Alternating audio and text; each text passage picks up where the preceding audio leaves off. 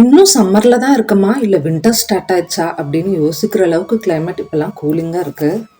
மாவு காலி ஆயிடுச்சு. 2 நாளா சப்பாத்தி போட்டே ஓட்டிட்டேன். சரி இதுக்கு மேலயும் ஓட்ட முடியாது. மாவு அரைச்சு வச்சிரலான்ட்டு மதியம் போலவே அரிசி ஊற போட்டு வச்சிருந்தேன். ஈவினிங் போல அரைச்சு வச்சுட்டேன். இந்த கிளைமேட்க்கு சுட சுட உப்புமா சாப்பிடணும் போலவே இருந்தது. அதனால சிம்பிளா உப்புமாவே கேரட் போட்டு செஞ்சுட்டேன். நெறைய பேருக்கு உப்புமானாவே பிடிக்காது. பயந்து ஓடுவாங்க. எனக்கெல்லாம் அப்படி இல்ல. ரொம்பவே பிடிக்கும். உப்புமா செஞ்ச உடனே சுட சுட அப்படியே தட்டுல போட்டு தேங்காய் சட்னியோட சாப்பிட்டா ரொம்பவே டேஸ்ட்டா இருக்கும். அதனால சைட்ல அப்படியே தேங்காய் சட்னியும் கூட அரைச்சு வச்சுட்டேன். மஞ்சத்தூள், தக்காளி, இன்னும் பீன்ஸ், காயெல்லாம் போட்டு கிச்சடி மாரியும் செய்வாங்க. இதுவரைக்கும் அந்த மாரி ட்ரை பண்ணதில்ல. ஒரு வாட்டி ட்ரை பண்ணி பார்க்கணும். மார்க்கெட் போயிருந்தப்ப மாங்காய்லாம் சீப்பா கிடைச்சது. 1 கேஜி வாங்கிட்டு வந்து வச்சிருந்தேன். ஊறுகாய் செஞ்சு வச்சுக்கலான்ட்டு. மதியம் போலவே செஞ்சு வச்சுட்டேன். ஒரு கிளாஸ் கண்டெய்னர்ல போட்டு வச்சா ரொம்ப நாளைக்கு ஃப்ரெஷ்ஷா இருக்கும்ட்டு அதையும் போட்டு வச்சாச்சு.